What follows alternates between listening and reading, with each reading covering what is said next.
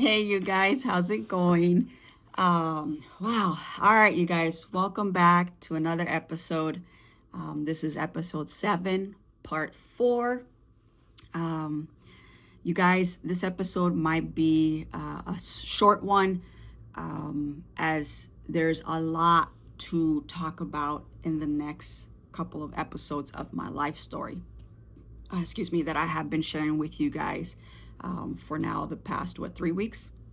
And so just wanted to start off by saying that. And for those of you guys who are just joining me in this episode, feel free to go back and listen to the other 3 episodes if you want to. And if you want to kind of catch up in where I'm at in my life story. But if you don't and you just want to hear this episode, that's okay as well. But yeah, you guys, all right, let's get this started, you guys. As always, I start off with the Bible verse, and today's Bible verse is Romans 8:26. In the same way, the Spirit helps us in our weaknesses. We do not know what we ought to pray for, but the Spirit Himself intercedes for us through wordless groans. The reason why I chose this Bible verse before I move on is because there was a point in my life that I completely stopped believing that God was answering, that God was listening to my prayers.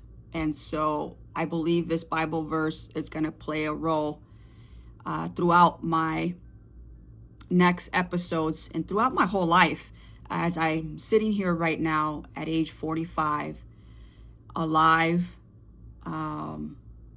a changed person, a person that has realized a lot of things that I knew that were wrong, and I have changed them, and I have held myself accountable. I have understood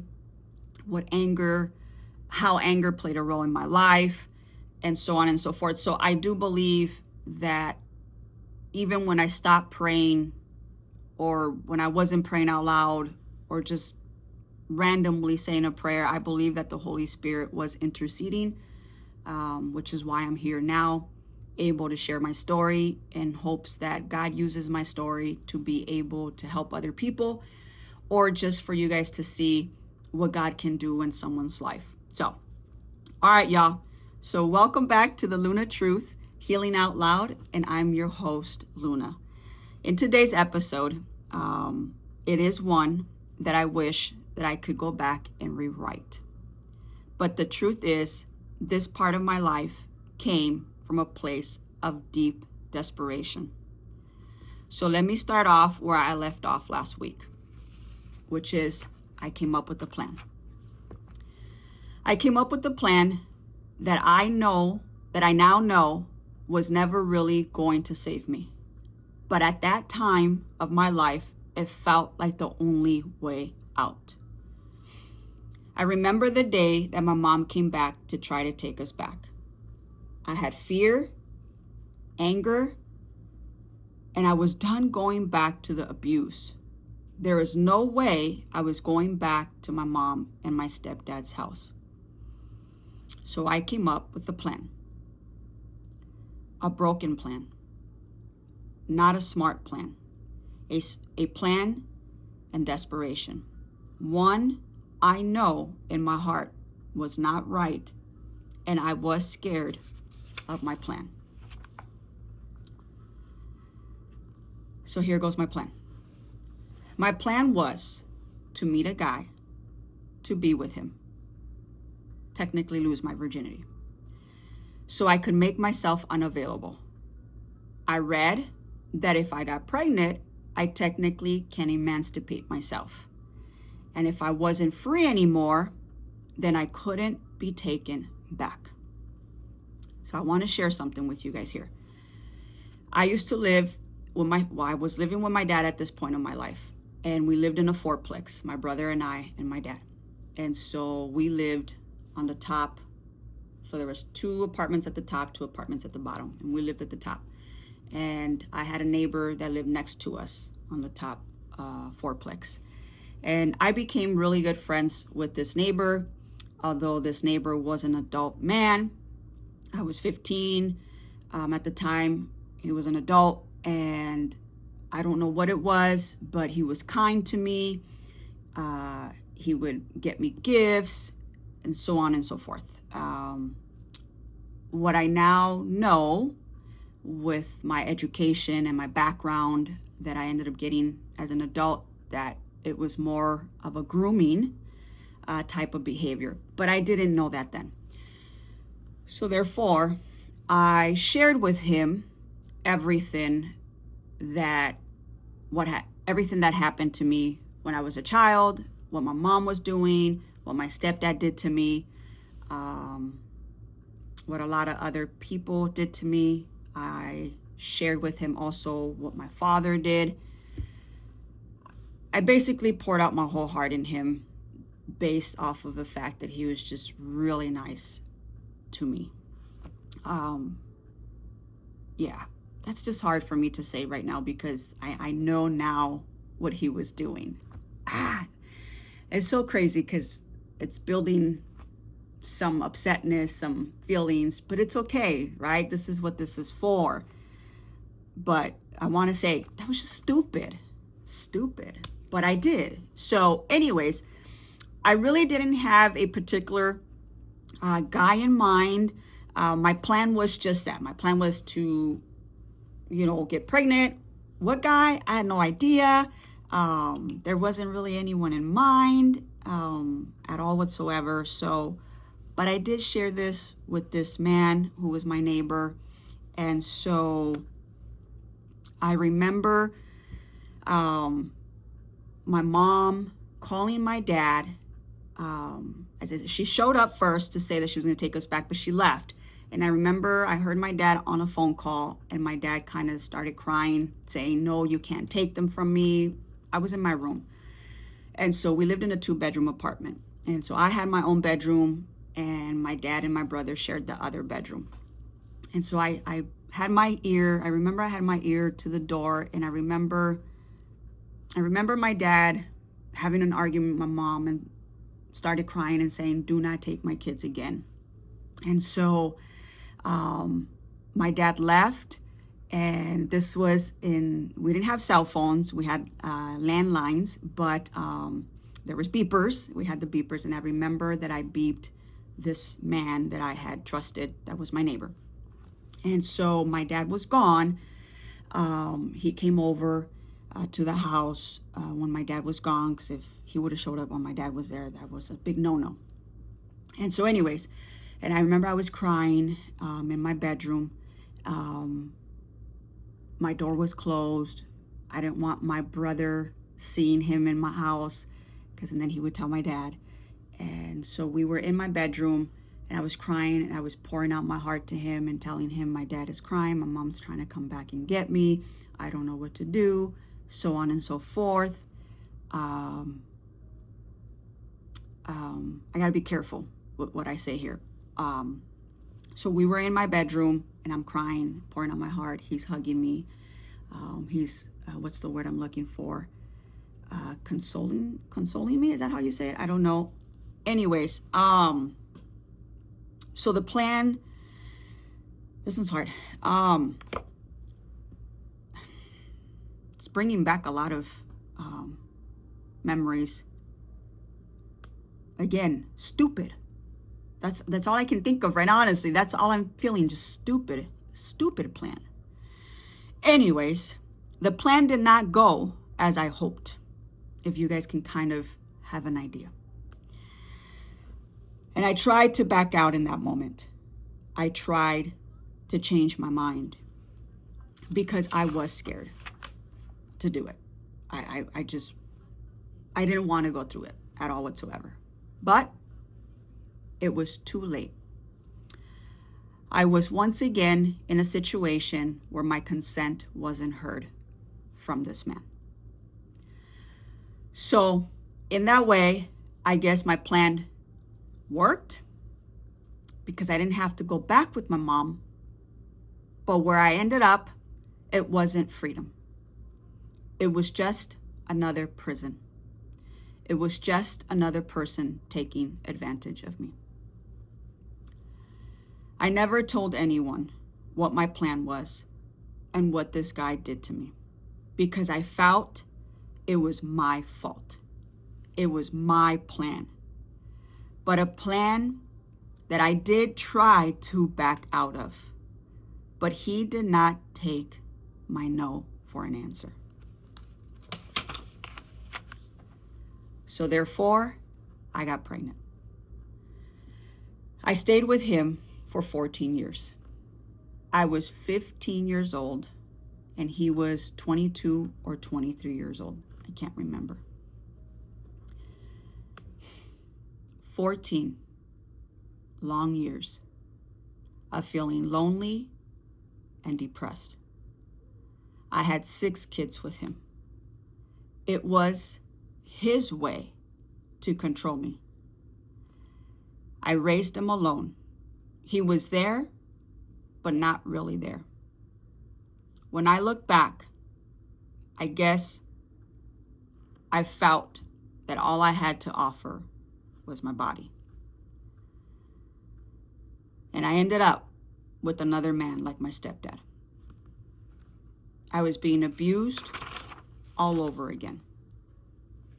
But this time, I truly felt like I had nowhere to go, as I had kids now, and I was really afraid of leaving him. I thought my plan would help me run away from the pain of my mom and my stepdad.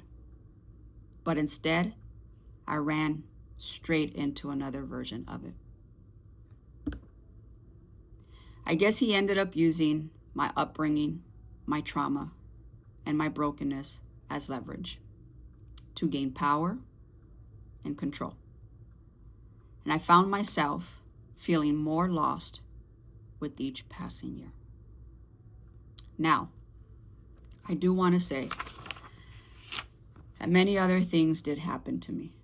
But I know, as I mentioned, I am limited to what I can say about in details on social media, as I don't want the videos to be taken down. But what I can say is that I don't wish all the things that happened to me to happen to anyone else. It was a nightmare that no child or teenager or adult should have to endure. And this is where I will stop this episode and continue it next week. There is a lot to unfold and a lot to take in. And I believe this is a short, easy, not easy because it's not easy. That's not the word I'm looking for. But I want to stop it here because there's just a lot going on. And I want to break it into smaller portions instead of one long episode. But yeah, you guys, that was my plan. I know it wasn't the right plan then and now, but I do want to say that I did not want,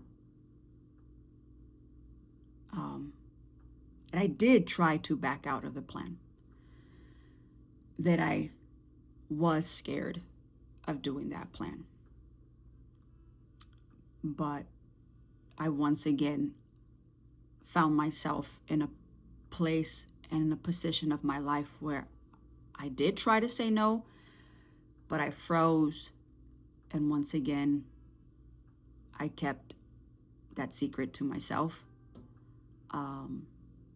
Some people know now, as I have shared my story in more details in person with certain people now. I've been open about it with my children, as when they got older, they did ask. And some of my family members know, some friends know about this, close friends. But back then I didn't say anything to anybody. I will say this, the hardest part, I think, that I have been struggling with in sharing my story now is having certain people make comments of, well, if this was true, then why didn't you say something then? And I think that is one of the struggles that I allowed from stopping me from even starting my podcast and sharing my story. And I did share that with God, and I told God, like, I don't know how I can take it, people not believing me or saying, why did you wait so long to start sharing this? You know, why are you now speaking about it?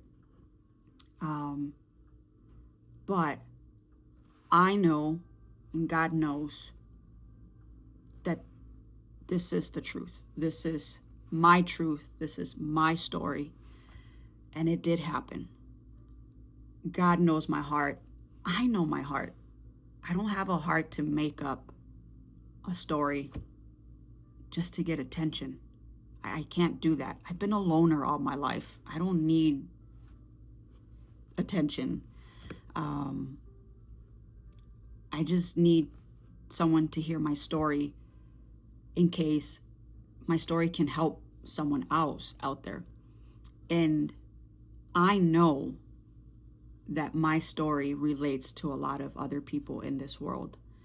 And those people that I know that can relate to my story and that kept silence for so many years, and now as adults they're coming out and speaking about it, those are the ones that keep me motivated and keep me encouraged to say that I'm not alone in not having to have said anything in the past about this.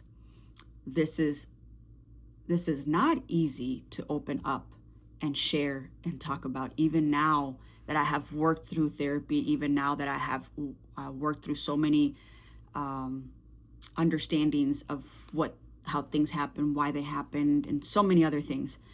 It's still not easy to talk about this. If you have noticed and you are following me, there's some episodes that just truly break me, even just talking about it. And this is why this one I kept it short, because this one is one that still is hard for me to process, because it's still one that lives in me, feeling that it was my fault because I'm the one that came up with this plan. So it still raises those feelings inside. So it's not easy to talk about it even now as an adult. But I feel me sharing my story is a form of healing out loud, and hopes that my story can help someone else as well to maybe even start talking about what happened to them, and not being afraid to speak their story.